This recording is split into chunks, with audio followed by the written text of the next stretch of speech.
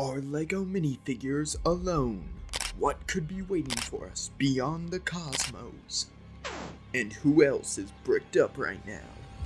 All that and more on today's episode of Hyperpunk Peaches. LEGO Aliens had a strong start, first being introduced in the 1997 space sub-theme UFO. Unfortunately, my only UFO figure was the UFO droid included in the smaller sets.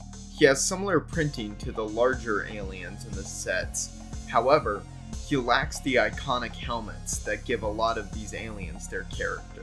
Many space sub-themes had droids to accompany the pilots, but this figure is impressive even by those standards.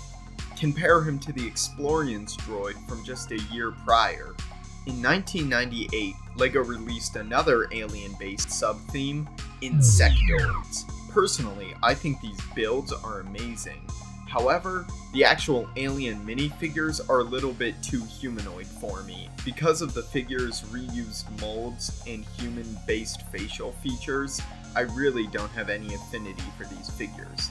However, we would see an insect species done much better later on. In 2001, we got Life on Mars. Mars exploration log. We didn't have a smooth landing, but we're okay. It appears we're wrong about there not being life on Mars. This was the first theme to ditch the minifigure-based alien designs. These figures are unique as they are built off the battle droid body type, which was still relatively new at this point. I only have one of these Martian figures, but looking through the sets, you'll see just how much variety they each had.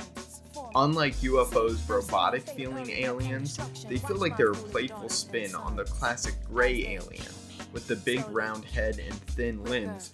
Unfortunately, time would not be so kind to these peaceful Martians, because in 2007 we would get Mars Mission. LEGO's Mars Mission theme showed humans and aliens battling for Mars's resources. However, these aliens didn't actually originate from Mars. If you're following the timeline here, this means that our playful teal aliens were probably wiped out. Honestly, I feel like these figures really lack any of LEGO's charm, looking more like a knockoff than an actual LEGO product. The lack of posability is annoying, and their heads just look like a misshapen blob.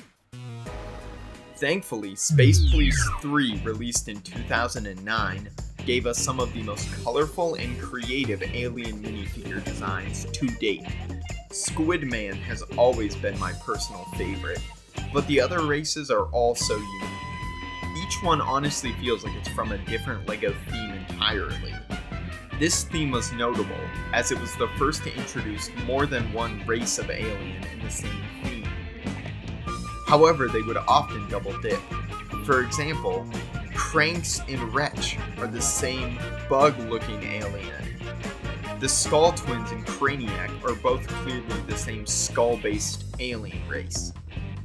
However, there were one-offs like Slizer, Jawson, and how could I forget Brick Daddy? What's your opinion on LEGO Brick Daddy? LEGO Brick Daddy? Brick Daddy is the best LEGO figure. He wasn't at Bricks and Minifigs because he's such a popular and amazing minifigure. We wanted him so bad. He was not there. He's the fucking best minifigure there is. Alien Conquest, released in 2011, would serve as almost a return to form of the classic UFO space sub-theme. This was the only alien theme I had several sets of growing up. I feel they struck the perfect balance between making unique head molds while retaining certain elements between each figure to make them feel like the same alien race. Also, I would be remiss to not mention their leader, Hypaxius 8. His lore connects with a bunch of other LEGO themes. Thankfully, LEGO Aliens didn't peak here. Galaxy Squad, released in 2013, would be LEGO Aliens' last great hurrah. These bug aliens not only had several variations, but also had different stages of their life cycle depicted in both the minifigures, builds, and play features. Absolutely brilliant. I remember passing on these sets as a kid due to the human figures not appealing to me, and man, do I regret that. Although there have been several insectoid alien encounters in real life, these most remind me of the buggers from Ender's Game. Overall, I feel like LEGO did a great job making this feel like a truly fleshed out alien race. In 2024, space is back, with City Space bringing us aliens and all. So far, I've only picked up one set. Although I am a fan of LEGO Space, I wanted this video to be solely centered on the alien minifigures. These aliens take up so little space and are in so few sets, their inclusion feels more like an obligation. I would have loved to see even one alien-centered set in this wave, but unfortunately, they've been relegated to simple cameos. We've covered everything from the original space sub-themes to LEGO City Space in 2024, excluding Star Wars.